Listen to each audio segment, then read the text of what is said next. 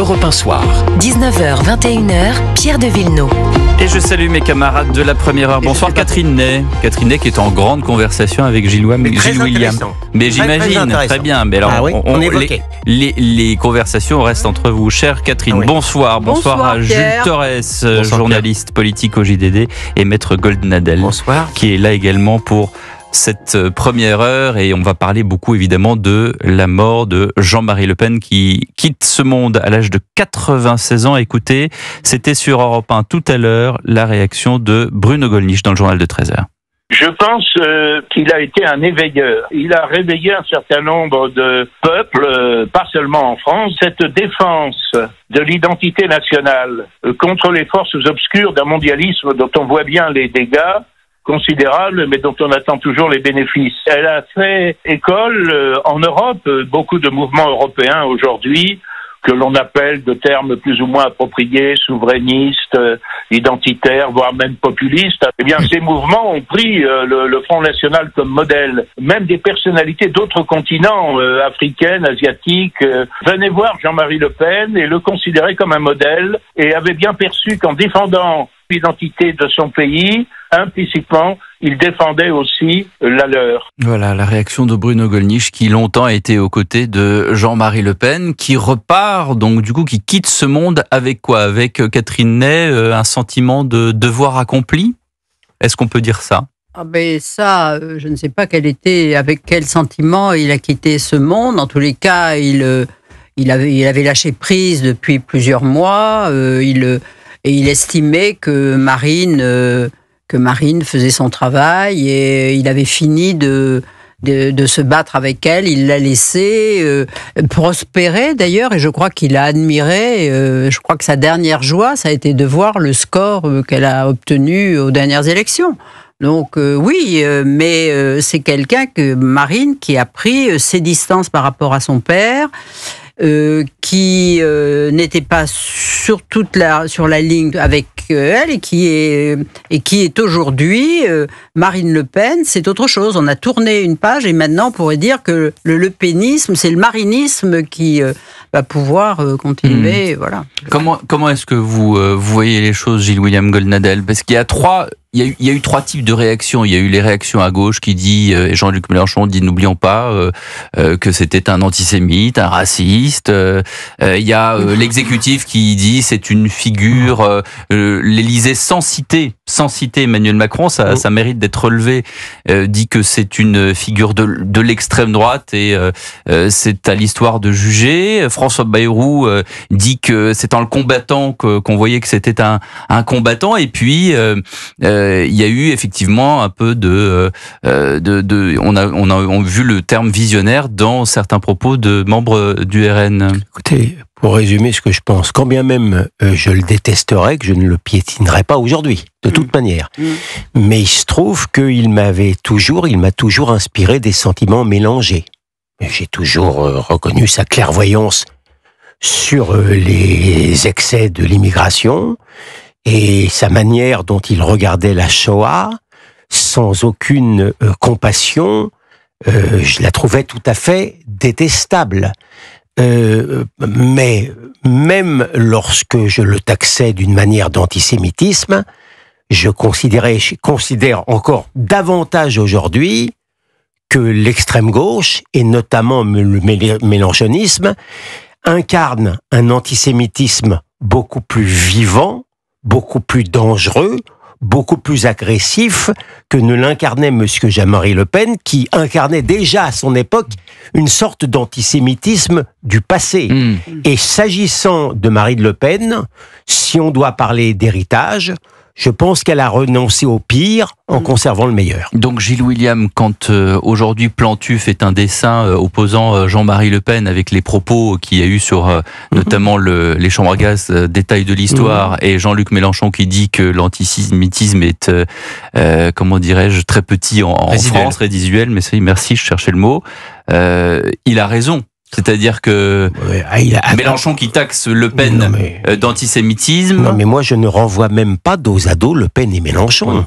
Je considère que Mélenchon, qui épouse les thèses du Hamas terroriste, qui jette de l'huile gauchiste sur le feu islamiste, est infiniment plus dangereux que ne l'était Monsieur Le Pen. Jules Torres, c'est intéressant d'avoir le regard d'un jeune, j'allais dire très jeune, mais en tout cas jeune journaliste, expérimenté bien sûr, mais jeune journaliste sur la carrière, j'allais dire de cette ancienne génération. C'est-à-dire que vous suivez bien sûr Marine Le Pen, Jordan Bardella, Jean-Marie Le Pen. Nous, on l'a suivi par le passé et on se souvient de 2002, on se souvient d'autres dates avant celle-ci. Comment est-ce que quelle mémoire gardez-vous de lui ? Moi, je suis jaloux de Catherine Ney parce que je n'ai pas pu connaître cette époque. Non, bien sûr que non. Moi, j'aurais aimé être journaliste à cette époque-là. Voir des grands personnages, que ce soit Jean-Marie Le Pen, que ce soit François Mitterrand, dans une autre mesure Charles Pasqua et Philippe Séguin, c'est des personnes qui m'ont intéressé. Moi, Jean-Marie Le Pen, je l'ai vu 5 fois et je l'ai interviewé 3 fois du haut de ma jeune carrière de journalisme politique. Et déjà, je voyais qu'il y avait un écart entre les personnes que je peux interviewer aujourd'hui tous les jours, quand bien même il y a du bon et du mauvais, sur la qualité de la classe politique, sur le recul, sur l'histoire, parce que Jean-Marie Le Pen, c'est aussi une histoire française, c'est-à-dire qu'il est né en 1928, il a traversé toutes les époques, tous les âges. Il faut quand même rappeler que ce soir, c'est aussi la disparition de la 4e République, c'est le dernier député de la 4e République qui était encore vivant, c'est l'histoire d'une pupille de la nation, c'est quelqu'un qui veut rentrer dans les forces armées quand il a 16 ans et on lui refuse et on lui dit songe à ta mère, tu es pupille de la nation. C'est quelqu'un qui ensuite est forgé par la guerre d'Indochine, par la guerre d'Algérie, qui crée le Front National le podcast sur cela.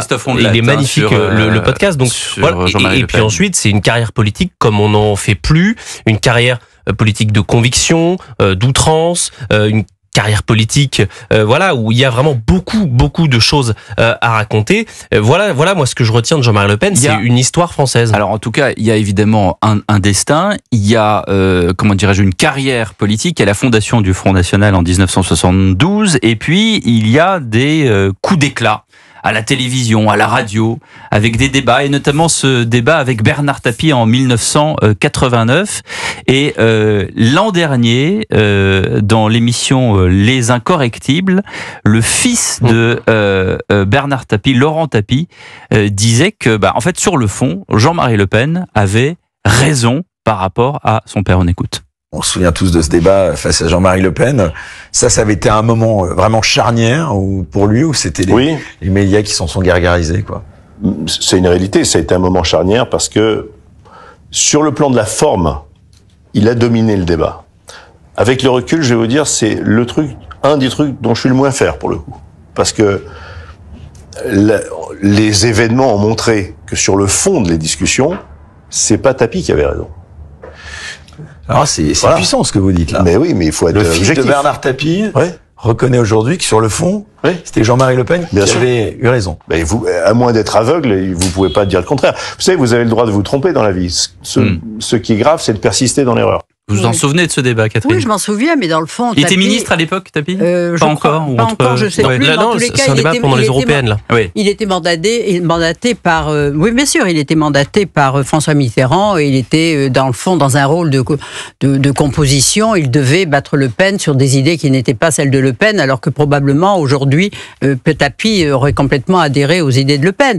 Mais c'est vrai que Jean-Marie Le Pen, vous voyez, quand on voit sa carrière, quand il a débuté sa première émission en 84 à l'heure de vérité, où il avait fait un tabac et 4 mois après aux élections européennes il obtenait 50 000 voix de moins que le Parti communiste. Il avait pu créer un groupe au Parlement européen avec des fascistes italiens et un grec proche des colonels, mais il avait déjà pignon sur rue, il existait. Et je crois que là, c'est François Mitterrand, en instituant la proportionnelle, qui lui a permis, ça a été l'acmé du lepénisme, où il a pu avoir 35 députés. D'ailleurs, ça a empêché, Jacques Chirac a eu la majorité à 4 voix près.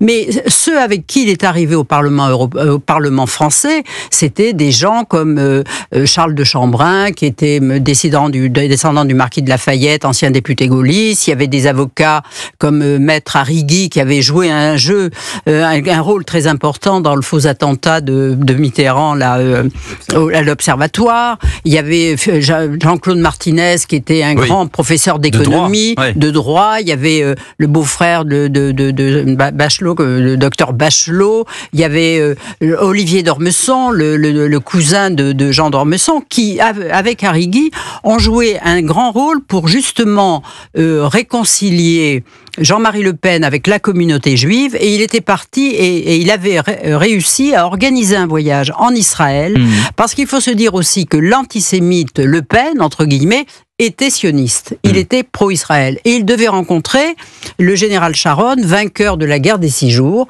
et le voyage était... Et puis cette phrase, en 87... Je veux dire, en septembre, le détail de l'histoire qui est vraiment, mais qui n'est pas passé. Et en sortant de RTL, où il avait dit ça, il a dit à Laurent de Saint-Afrique, c'est la plus grosse connerie qui est sortie de ma bouche depuis longtemps. Et alors que ses amis, il l'a dit en sortant, et alors que ses amis lui demandaient de s'excuser, il a dit non, et comme dit Laurent de Saint-Afrique, c'est un char d'assaut qui n'a pas de marche arrière et il ne s'est jamais excusé. Et on va y revenir juste après une première pause dans ce débat passionnant qui concerne évidemment, on retrace la vie de Jean-Marie Le Pen. Dans un instant, le rappel de l'actualité. À tout de suite. Europe 1 Soir. 19h, 21h, Pierre de Villeneuve. Alors on en vient à ce qu'on disait juste avant la pause avec Gilles William, avec Catherine et Jules Torres sur les chambres à gaz, détails de l'histoire, détails de la Seconde Guerre mondiale. C'était effectivement en 1987. On écoute Jean-Marie Le Pen. Je ne dis pas que les chambres à gaz n'ont pas existé. Je n'ai pas pu moi-même en voir, je n'ai pas étudié spécialement la question, mais je crois que c'est un point de détail de l'histoire de la Deuxième Guerre mondiale. Voilà donc cette phrase, Gilles William Goldnadel. C'était une époque où Le Pen était sous l'influence d'un sorte d'historien négationniste qui s'appelle François Duprat, et qui est mort ensuite dans un attentat et qui ne se caractérisait pas par un philosémitisme excessif. Il était déjà mort, me dit-on. Peut-être. Et donc. En 78, il a été assassiné. Il y a une bombe dans sa voiture. Exactement. Et donc, ce que je veux dire par là, c'est que, à dire le vrai, et pour vous exposer ce que je pense en Montfort, je lui en veux cette sortie-là, bien sûr, qui est assez infecte, mais je lui en veux beaucoup plus en tant que Français qu'en tant que Juif, parce que ce sont à cause de ces sorties-là, que les idées qu'il avait sur l'immigration, sur les dangers de l'immigration, n'ont pas pu à temps être mises en œuvre, et on le paye aujourd'hui. Et à l'époque déjà, je peux vous le dire, je lui en voulais davantage en tant que Français. Condamnation avant de vous donner la parole, Catherine, du président du CRIF, Yonatan Arfi. Condamnation, en tout cas mise en garde. Voilà ce que dit Yonatan Arfi, condamné à plusieurs reprises par la justice. Jean-Marie Le Pen est le premier à avoir donné une caution politique à l'antisémitisme, au racisme et au négationnisme après la guerre. Voilà ce qu'il dit sur Twitter. Pardon, Catherine Ney. Oui, parce qu'on cite, ça c'est vrai, et moi j'avais été terriblement choquée par ces propos, parce que la première phrase c'est dit, est-ce que c'est un détail de l'histoire ? Et là, il y a un journaliste qui lui avait dit, mais enfin 6 millions de morts, est-ce que c'est un point de détail ? Alors, il répond, la question est de savoir comment ces gens ont été tués ou non. Alors, on revient, mais ce n'est pas un point de détail, monsieur Le Pen. Et il répond, si, c'est un point de détail de la guerre. Voulez-vous me dire que c'est une vérité révélée à laquelle tout le monde doit croire, que c'est une obligation morale ? Et c'est ça la phrase la plus terrible, et qui m'avait vraiment choquée, qui était impardonnable. Et qui montrait, c'est cette deuxième phrase, qui montre que peut-être il y a eu l'influence de ses amis Duproy, de Forisson et d'autres, mais là, ça veut dire c'était quand même l'absence de compassion. Et c'est ce qui je lui avais dit l'absence de compassion, alors même que s'agissant des victimes du bolchevisme, qu'il n'avait pas compté un à un, il était moins dubitatif. Oui, et c'est ce qui met un frein à ce qu'il avait commencé à développer. Jérôme Fourquet écrivait il y a quelques années cet article très très intéressant, 1983, année charnière pour le Front National. C'est là qu'effectivement les thèses sur l'immigration de masse, notamment avec les grèves dans les usines automobiles en France, où l'identité religieuse musulmane islamiste commençait à ressortir. Et là, beaucoup de personnel politique, y compris ceux qui étaient au pouvoir, y compris des ministres socialistes de François Mitterrand, disaient ça n'a pas lieu d'être. Et puis même sur le long terme, ça a desservi non seulement les idées qu'il portait, mais encore aujourd'hui, quand Jordan Bardella, qui était loin d'être né lorsqu'il y a eu ces outrances, eh bien on lui pose encore la question sur les outrances de Jean-Marie Le Pen d'il y a 50 ans. Donc on voit encore que ça joue dans la vie politique nationale française.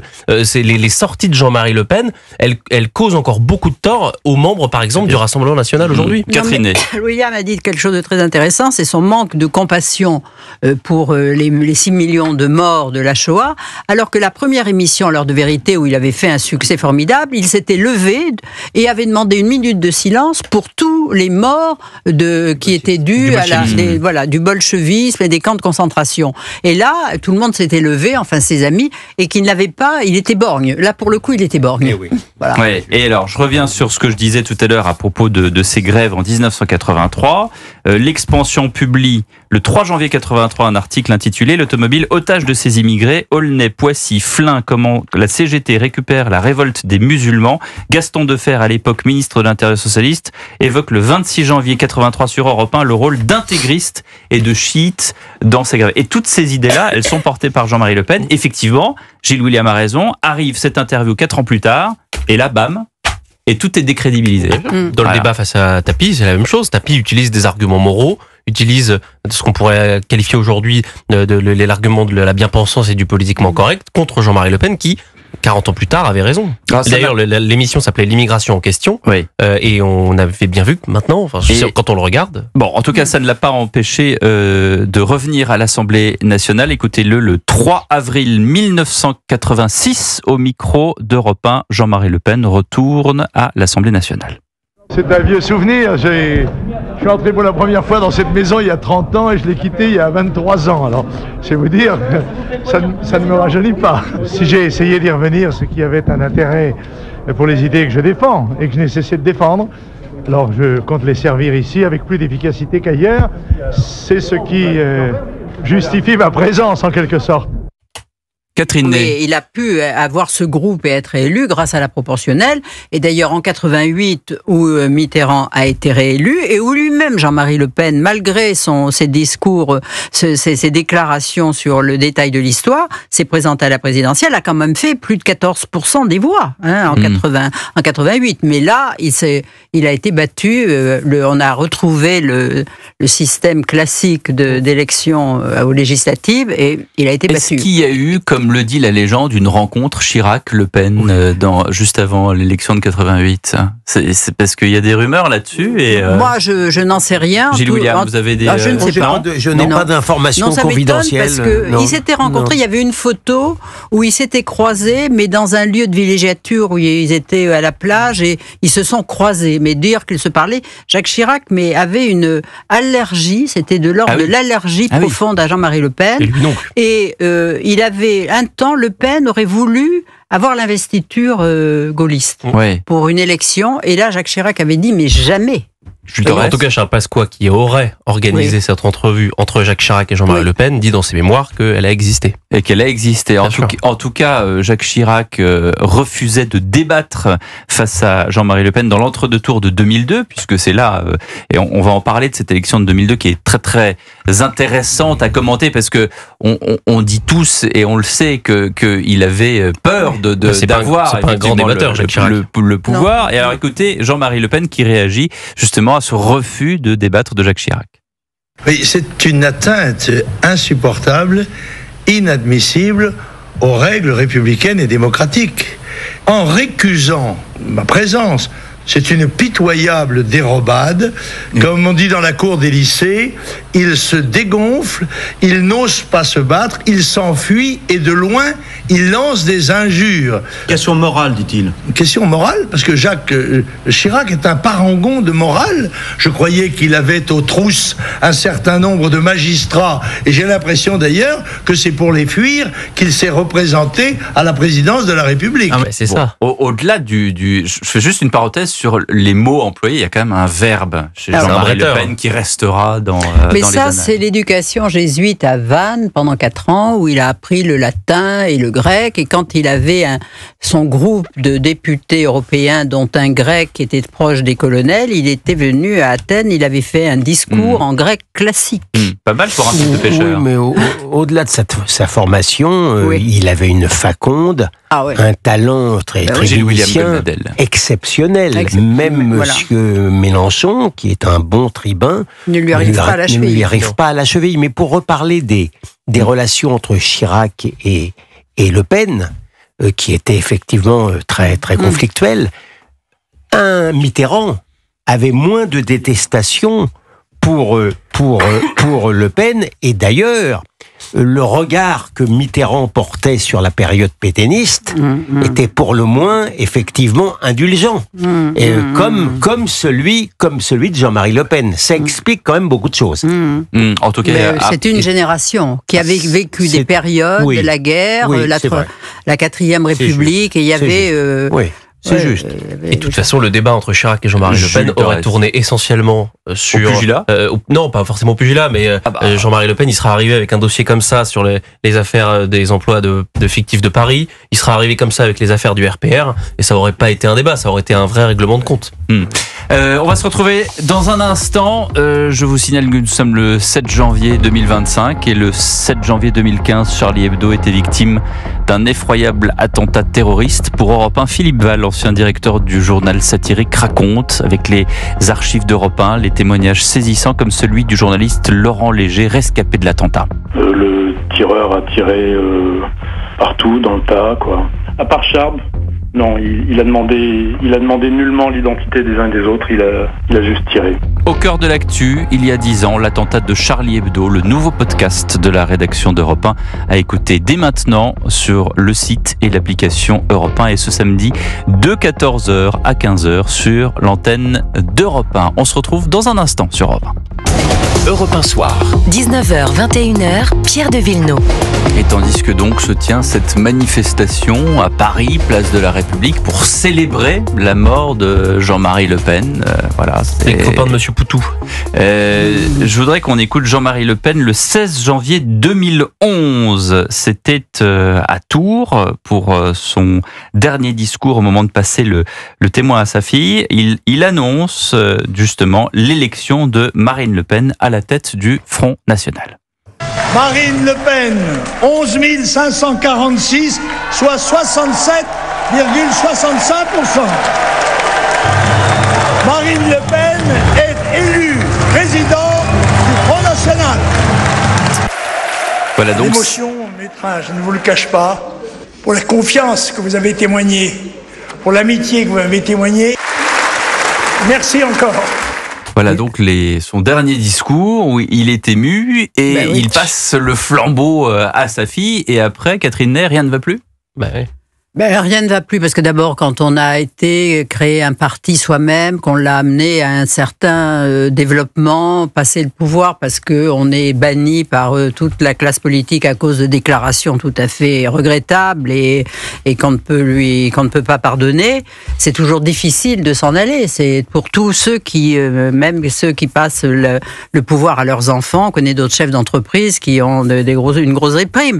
Mais là, la guerre a s'est vite instaurée entre le père et la fille, parce que d'abord, elle parlait sans arrêt de vouloir purifier le parti des déclarations paternelles. Ouais. Elle se rendait sur la tombe du général de Gaulle à Colombey comme si c'était son grand-père, ce qui ne plaisait pas du tout à son père, et surtout avec Florian Philippot, qui était à l'époque son mentor. Elle donnait une ligne de gauche au parti, alors que le père était tout à fait un libéral et la retraite à 60 ans, pour lui, c'était franchement ce qu'il fallait pas faire, alors que lui, il avait toujours la retraite à 65 ans. Donc, il n'était pas du tout d'accord avec elle et donc, il est revenu, il a répété, il est revenu sur le détail et tout ça, comme s'il voulait lui nuire. Donc, il l'a poussé à ce qu'elle la virait. Elle l'a virée du parti. William. Oui, non, je n'invalide pas du tout les explications politiques de Catherine. Ce faisant, la famille Le Pen est plus politique qu'elle n'est familiale, si j'ose dire. Oui. Et donc, le père, très vite, a conçu des sentiments très mélangés dès l'instant où la fille est devenue présidente. Hein. Oui. Il y a quand même... C'est une famille qui a des rapports compliqués lorsqu'il s'agit de politique. Oui, parce que surtout que lui aussi, il s'ennuyait. On l'a vu avec la petite fille aussi, avec Marion Maréchal. Bien sûr. Et puis Marie-Caroline qui a quand même rejoint même Bruno Maigret en 2002. Et le père, elle pleure aujourd'hui son père, mais ils ne se sont pas parlé pendant 20 ans. La petite fille qui l'avait fait venir, qui l'avait envoyée dans le Vaucluse, à côté de Carpentras, pour être élue, qui était très prometteuse. Enfin, il l'admirait, Marion, et qui s'en va comme ça, je veux dire, il comprenait pas, quoi. Mais et c'est, je veux dire, entre sa fmme qui s'en va en 84 et qu'on revoit 15 ans après, c'est les Atrides. Et c'est quand même des gens qui ont baigné dans la politique avec un père qui surjouait les choses, qui était une sorte de Depardieu excessif, qui leur faisait vivre une vie. Non mais c'est vrai. Mais parce que c'était tout le temps, je veux dire, c'est tout le temps. Il n'y avait jamais de calme. Et donc je pense que c'est très difficile de vivre avec un Le Pen. Très difficile. Oui, parce que dans le même temps où il donne les clés finalement à Marine Le Pen, il lance Marion Maréchal parce que c'est lui qui l'encourage à se lancer en politique. On se souvient très bien qu'il lui envoie une lettre qui l'encourage à aller en Vaucluse dont elle parle ce soir dans son hommage, où il lui dit finalement qu'elle est sans doute la personnalité dans sa famille justement en qui il a le plus confiance si on veut redresser il disait c'est une Marine sans les défauts. Exactement. Et c'est lui qui l'encourage à aller à l'Assemblée nationale. Elle est finalement élue, plus jeune députée de la République à 22 ans.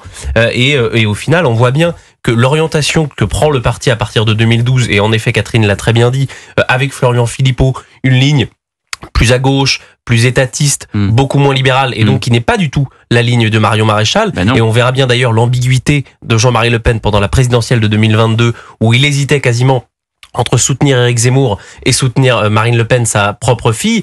Ça traduit l'hostilité dont a pu faire part Jean-Marie Le Pen à l'égard de sa fille, dont il était en désaccord total avec la ligne de son parti. Il ne voulait pas que son parti devienne un parti de gauche. Oui, mais il a vu que Zemmour était une chance pour Marine parce elle allait se recentrer et que c'est lui qui incarnerait l'extrême gauche et que sa petite fille s'était fourvoyée, même si sur le fond il était plus d'accord avec Zemmour qu'avec sa fille. Voilà, pars tranquille, je n'abandonnerai pas la mission. Tu as suscité tout au long de ta vie des centaines de milliers de vocations, dit Marion Maréchal ce soir. Tu as permis longtemps, seul contre tous, que des millions de Français soient de nouveau fiers d'eux-mêmes et de leur pays. Merci pour tout cela. Et alors, ça n'est pas mentionné dans cette dépêche AFP, mais elle parle effectivement de cette lettre qu'il lui a écrite il y a 13 ans, je crois. Absolument. Et Marion Maréchal, comme sa mère Yann, ce sont finalement les deux seules femmes de la famille Le Pen qui ne se sont jamais enguirlandées avec Jean-Marie.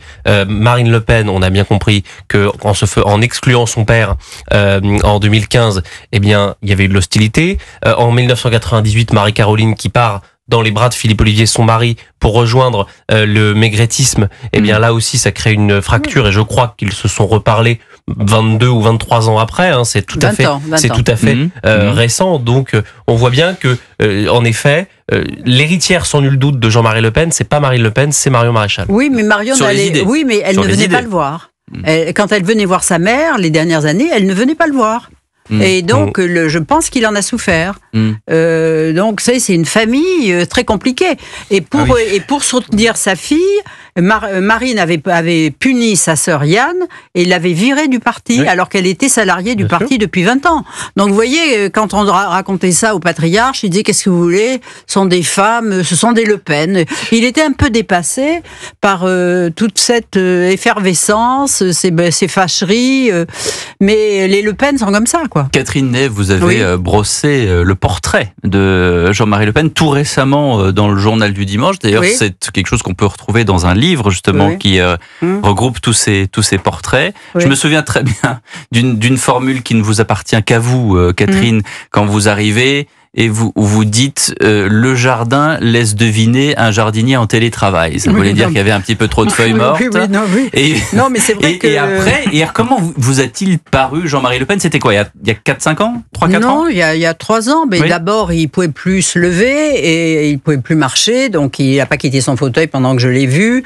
Et c'était un homme qui était là, qui était fatigué. Et ce que je ne savais pas... Mais il avait toute sa tête. Il avait toute sa tête, mais il avait fait un petit AVC à un œil la veille. Et il ne s'en plaignait pas, vous voyez. Et moi, je l'avais trouvé, au contraire, mais il était plutôt dans un moment où la vie était passée, où il était plein de mansuétude pour ça. Il disait la famille, c'est dans le fond, c'est là qu'on s'aime le mieux. Enfin, mais il regrettait beaucoup. Il ne comprenait pas Marion. Sa grande déception, c'était Marion. Ça, c'est sûr. Il vous en a parlé. Il m'en a parlé. Pas en politique. Il ne la comprenait pas. Il comprenait pas pourquoi elle avait non seulement lâché la députation, mais elle était conseillère générale. Elle présidait un groupe. Elle les a laissés tomber. Après, ils ont tous été battus, quoi. Ils lui en ont beaucoup voulu. D'ailleurs, si elle se présentait dans le Vaucluse, je suis pas sûre qu'elle serait réélue, parce que ça ne se fait pas. Et là, il comprenait pas qu'elle quittait sa tante pour créer une université, je sais pas où. Elle disait, mais il n'en a pas les compétences. Donc, il ne la comprenait pas. Il disait, les jeunes, je ne les comprends pas. Je crois. Comment? Oui, enfin, à dire le vrai, la période où Marion était au Front National, c'était pas non plus... mais elle supportait pas Philippot. C'était très difficile. Les relations étaient quand même extrêmement difficiles avec Philippot. Donc ça ne l'a pas rendue extrêmement heureuse. Mais on ne pouvait pas approcher sa tante à cause de Philippot qui faisait barrage à tout. Et moi, ce que je trouve fou quand même dans l'histoire Le Pen, c'est que sans doute elle n'existe pas s'il n'y a pas un homme, Monsieur Lambert. Puisqu'on parle de Montretout depuis tout à l'heure, Montretout, c'est un héritage de Jean-Marie Le Pen, d'un ami de la famille Lambert, donc du ciment, et il hérite de 5 millions d'euros de Montretout. Sans cette personne-là, il n'y a pas Montretout. Sans Montretout, il n'y a pas le quartier général du Front National. Sans le Front National, il n'y a peut-être pas Jean-Marie Le Pen. C'est à ce moment-là qu'il récupère une indépendance financière et donc politique. Merci les amis, merci.